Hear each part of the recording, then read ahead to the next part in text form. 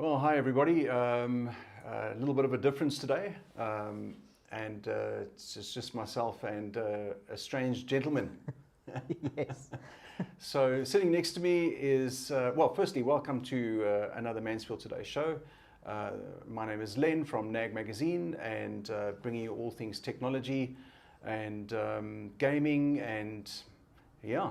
We couldn't wait to showcase you or show you today's bit of tech, and that is with robotics and coding. And this is why we have Duncan sitting here in the studio.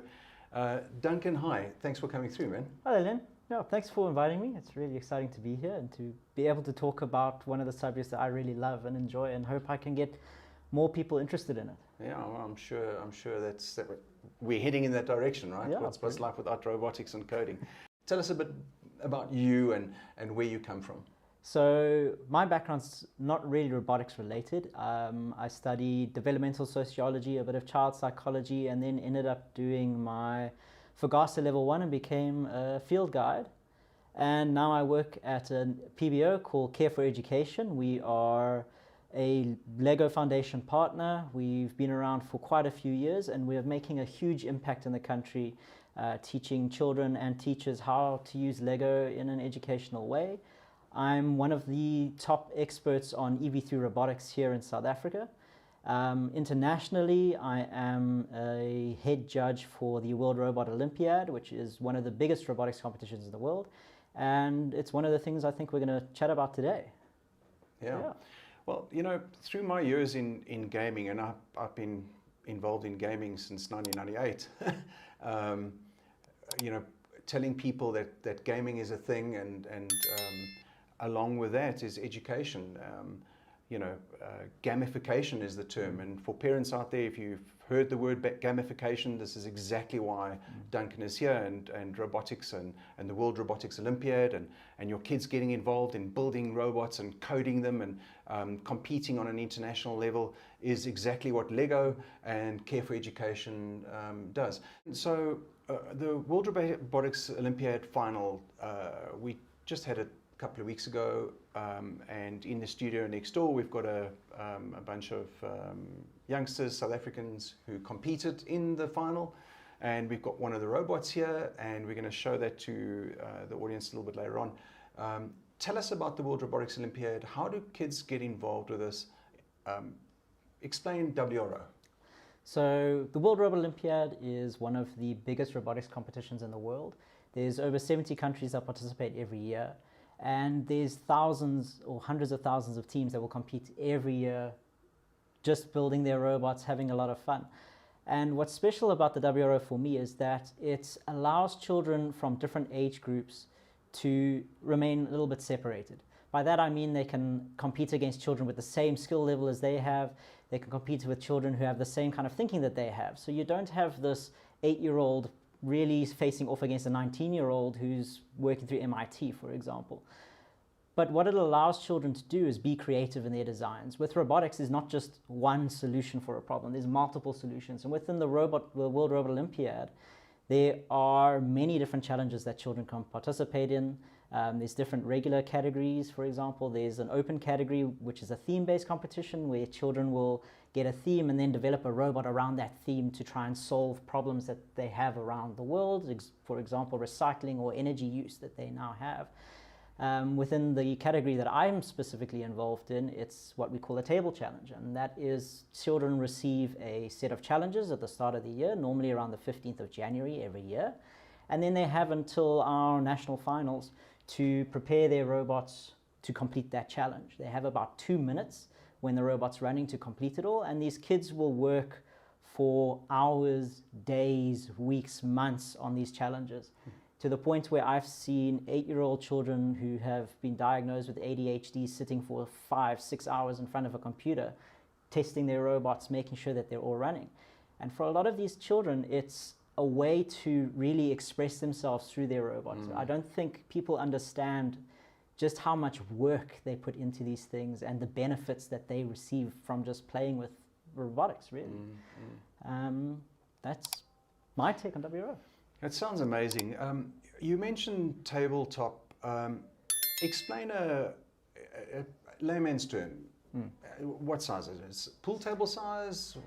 What does the general layout look like? Yeah, so it's about the size of a pool table. It's 2.3 meters by 1.2 meters, and on the table you will have what we call the robotics mat. So every year there is a new mat or layout that's released that gets printed. Yeah, a landscape, a terrain that the robot needs to move in. And within that terrain there are various what we call elements on the table, and these are normally built out of Lego. So you've got a Lego robot moving Lego things, and there'll be different colors, different tasks. There's a randomization that will happen on the table, so some of the elements will be known before they start. Most of it, the children have to basically build a very simple AI to try and figure out how to move these elements depending on what input the robot will receive, so what the robot will see. And within the category with the team that we have next door here, they are in probably the most difficult category in the world, which we call senior high. And it is for your older age groups and your older children, and the things that these children are able to do is mind-blowing. It always blows me away every year when I see these robots coming out to complete these table challenges. And the exciting thing is they have 2 minutes to complete the entire challenge, and we have some teams that will take the full 2 minutes, and you have some teams in other countries that will take maybe 20-30 seconds to complete this really sophisticated challenge. And give us an example of one of the obstacles. So the obstacles can be all like kinds of different water things. Yeah. So will there be water? It's normally walls that they were looking at. A few Gotcha. years ago, they had physical pieces of wood and things that the robot would have to climb over ramps. Okay. But now they've made everything out of Lego. So you'll have these Lego walls that sit on the table, which the robot must not touch most of the time. And these things will avoid it using sensors. You then have lines across the table that the robot can then navigate on. They don't have to. This is the thing that I think a lot of people don't really understand, is that when you are on your table, you can get your robot to do anything. You can have it throw things across the table if you want to. You can have it smash things into walls if you want to. It's all up to how the kids want to solve that specific challenge. And all of them are built out of Lego. They're all within a specific restriction of about 15-20 centimeters. They'll never be higher than that, because the robots have a size restriction of 25 centimeters by 25 centimeters by 25 centimeters. Okay. Yeah. All right, cool. So based on the challenges, they may decide to put wheels on their robot. They may decide to have it more spider-like, I guess. Yeah. Okay. Yeah. Yeah, well, gamification, as I said, is a thing, and getting kids to start from an early age and have fun and learn is incredible, and it bodes well for job creation and the kinds of jobs that these kids are going to get involved with going forward. You touched on ADHD, and I'm so excited that you did that. Parents are so often numb with all the noise from various teachers and whatnot saying that the kids must go on medication, and when there's a potential easier solution, and keeping kids busy is certainly, in our view, very much that. So not that we are prescribing any medication or anything funny, that's for sure. We are robotic nerds, and that's that, right? So, yes. All right. So let's say a school is not involved in robotics and coding. They in an area where the funding is a problem. Are there solutions that Lego have for schools that are not as affluent as some of the more lucky schools? Yeah, so we at Care for Education, we run some different programs. We do have our own robotics projects where we're running in Atcheville Township, for example. We have about 200 students that on a daily basis will be playing with these robots and competing within WRO.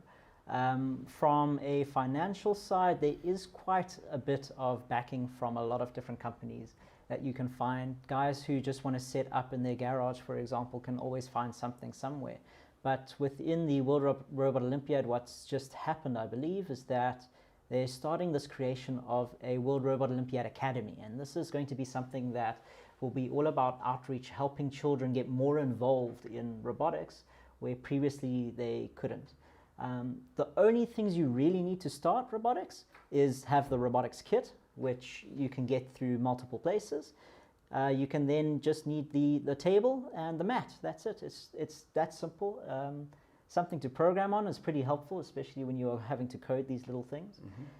But there is some support. I know that we've got a few things running with different government institutions where they're looking at robotics. A lot of the schools are moving it into a extramural activity that will be happening, and it's all focused on, a lot of it's focused on WRO, or World Robot Olympiad in South Africa, but there are also other robotics outlets that will be used. What I'd very much like for our man behind the scenes, Jared, to in the links put down some information on how people can get hold of the Care for Education and get involved with robotics and coding, if that's okay with you. So if you could share that with us.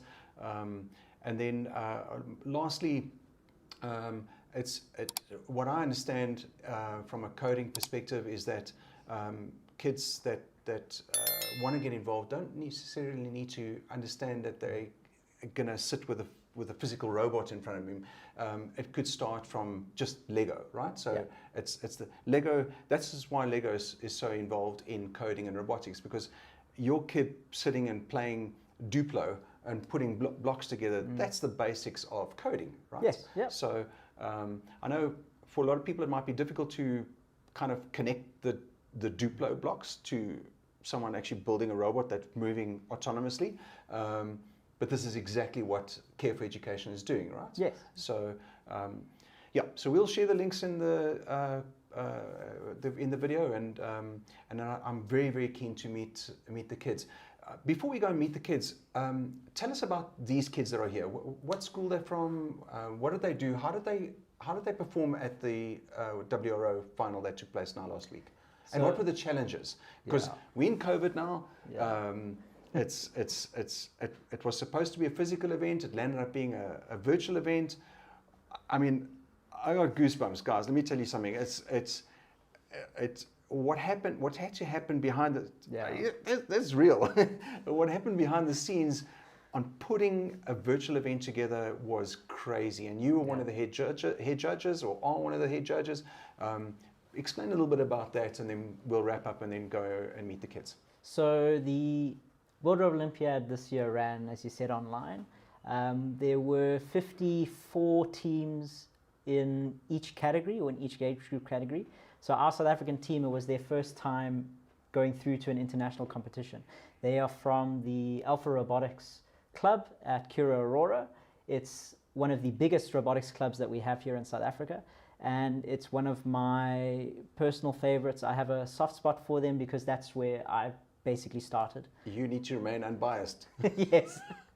So with this club, they've done some incredible things. They've gone from strength to strength, and the kids that we have here today, I've seen them at every competition since I think they were in grade 4.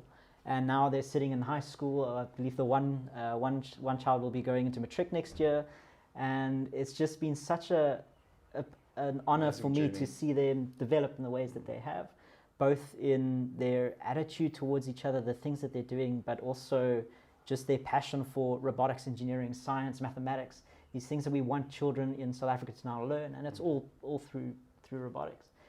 And within the WRO side, so now we're talking World Robot Olympiad on the backside of the international competition. You're right, I'm a head judge there. I'm one of 3 what we call category head judges. My role is basically to interpret the rules to all of the teams, make sure that coaches understand, make sure that our judging panels are judging correctly. If there's problems, it all comes through to me and my 2 colleagues. And we work with judges all around the world. So the problem we had this year is because it's now online, we're working in every single time zone. So I was up I had about 9 hours of sleep over 4 days, making sure that making sure that our judges were judging all of these teams correctly at the same times, at the appropriate times. We had issues with teams having to submit videos online, so there you're talking about video quality. Not everybody has the same kind of equipment. So we had a team in Hungary that was having their grandmother film in their basement. Sure. And then you have a team in Russia that's filming in one of the biggest engineering universities in the world with an entire engineering team behind them. So you have to judge these children in the same way. And everything behind it, technologically wise, was incredible for me to see. We use Discord as one of our main communications within the judging panel, and it was great to see all these judges sitting in the different voice channels and different text channels posting their questions.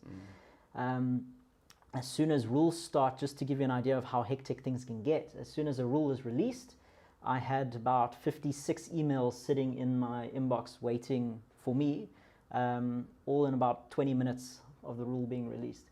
And this is people from all around the world messaging you.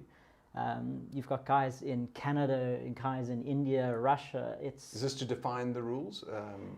It's to clarify some of the rules. So what happens in regular is there's a surprise rule that the children don't know, and that gets released 5 minutes before the competition, and then they have to try and program and build with that specific rule in mind. And each kid is sitting at home, isolated, doing their thing. Wow. Yeah. There were children in the one category, the open category, which is the theme, they have to do an interview. And one of the children from, I'm not sure which country, but they were in hospital at the time with COVID. Sure. And they tried to get and competed. Wow. They got a tablet through to them somehow, and they were able to sit there in their hospital bed and do. Not a medical tablet, a tablet. No, I'm not sure. I think both maybe. But yeah. Okay. And how did the South African team do?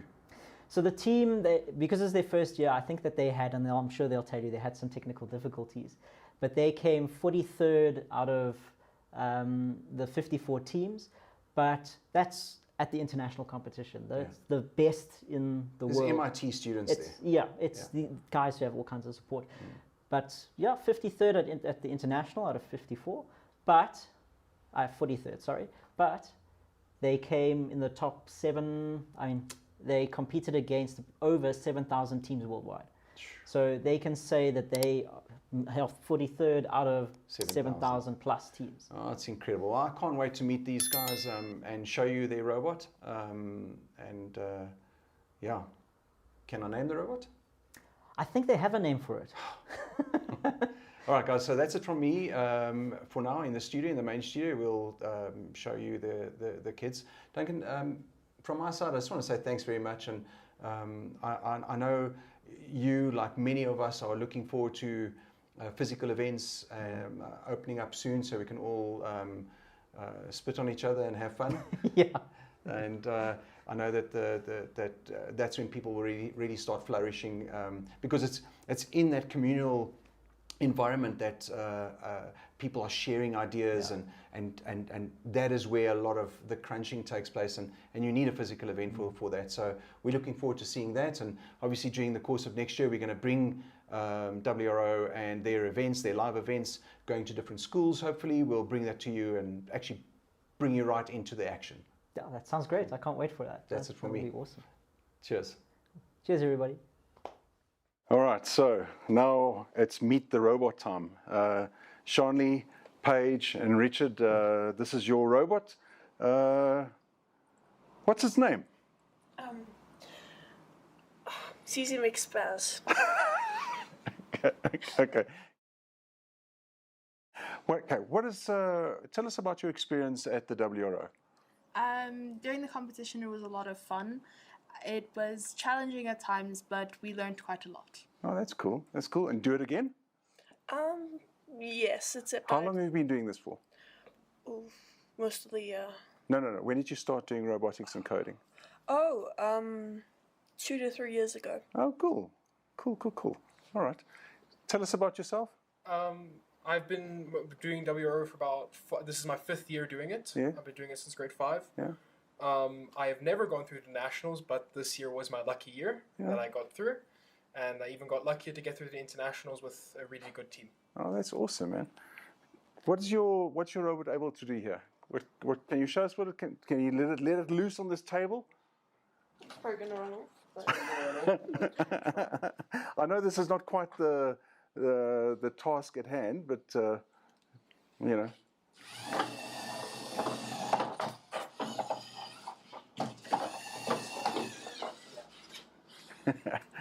So obviously this robot is fitted with various sensors. It's supposed to do certain things. You can program it to see the edge of the table and to stop before and not just fall over. I see it's got little arms, or it was supposed to pick something up and place it. Yes. Color detection and that kind of thing as well? Or? Yeah. Okay, cool. Right, well, it looks amazing. I wish I had kids your age now that could be involved in this stuff. This is super geeky, super exciting for me, and I can't thank you for showing us your robot. And I just want to wish you all the best for 2022. I'm sure you're going to do really, really well, right? Hopefully you'll be able to, have face-to-face events, right? Yes. Cool. All right, cool. That's it from us.